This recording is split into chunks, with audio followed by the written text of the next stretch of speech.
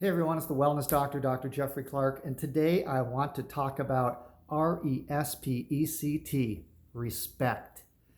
So last Sunday we talked about love one another.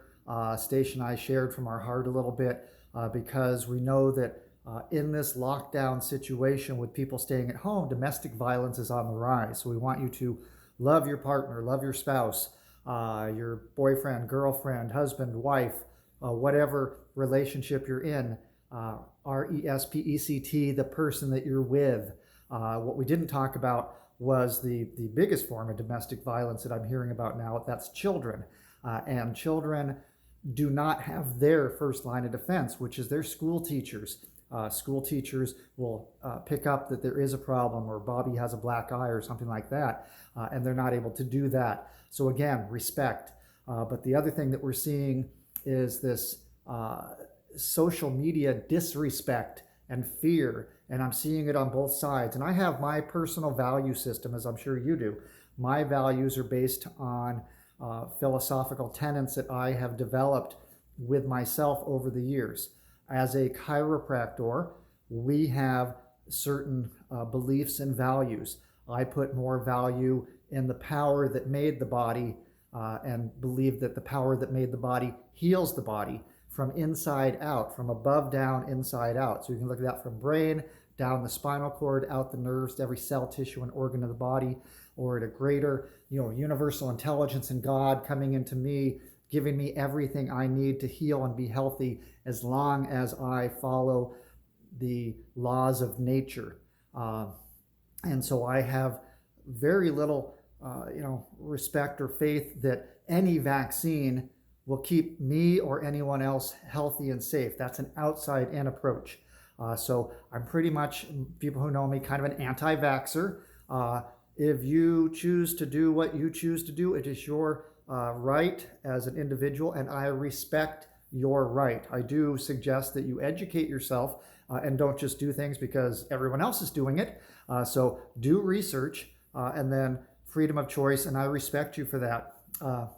But when we're seeing things on social media. In Washington, we have people who are off of work, and I think that we should return to maybe a more normal, because I don't think it was equitable and fair, and I don't think there was a great plan when they shut down parts of our society.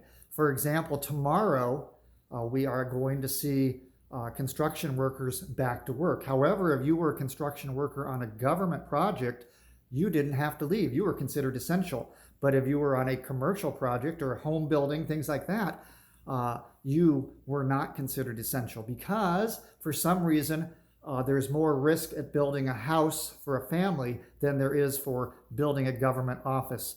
And I don't understand why one would be different than the other. Our business, I'm essential, so I'm seeing patients. However, people are staying home and they're avoiding leaving their houses, so I'm not seeing nearly as many patients as I once did. So as a business owner, I have certain concerns. And our massage therapists, I've unfortunately had to furlough 3 out of the 5 because we're not seeing very many massage cases, because it went from see anyone who wants a massage, which is what we did before, with or without health insurance. Then it became only people who were medically necessary. Now it was upgraded to only those who are medically urgent.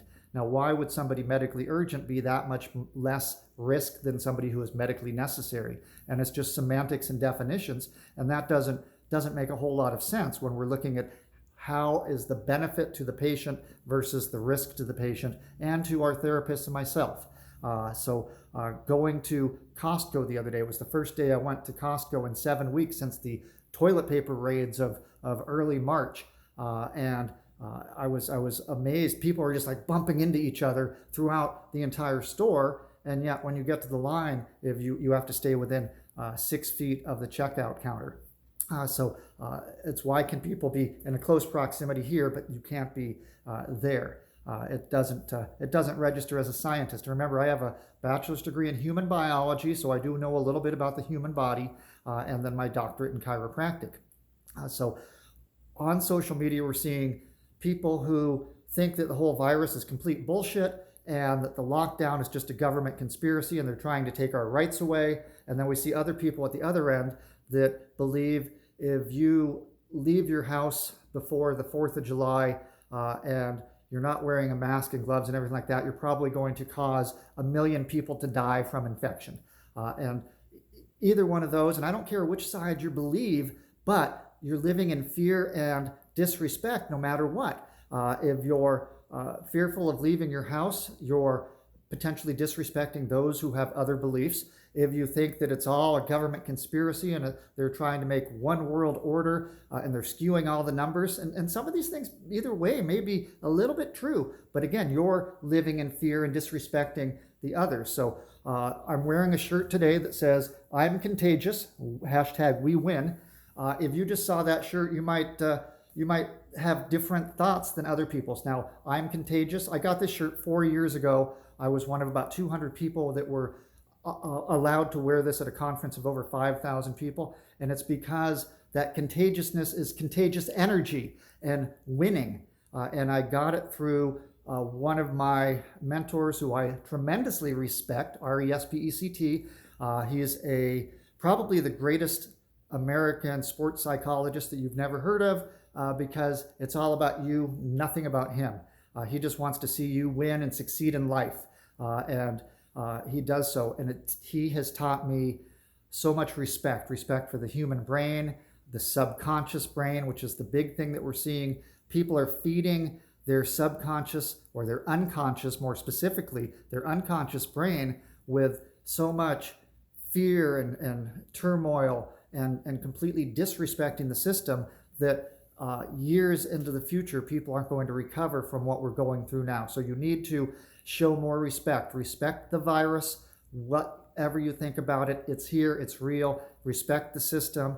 We all wish we could go back to 2019 and have a do-over for all of 2020. That's not going to happen. You have to respect that your future is going to look very different. What can you do today to help you and your family moving forward with respect for what's going on and not damage your family's future by disrespecting where we're at? So choose your belief systems, but choose them based on fact and science and rational thinking and logic, because there are so many things that I'm seeing on both sides that are completely fictitious. And the term fake news came out a few years ago, and we are seeing fake news all over the place. So show some respect for yourself, for others, because if we have a complete social divide because of this, we're not going to move forward the way we need to. We're not going to be able to heal as efficiently.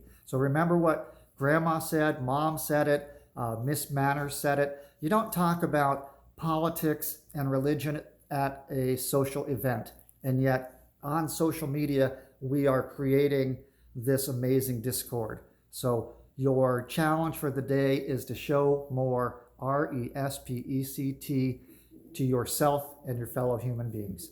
Talk to you next time.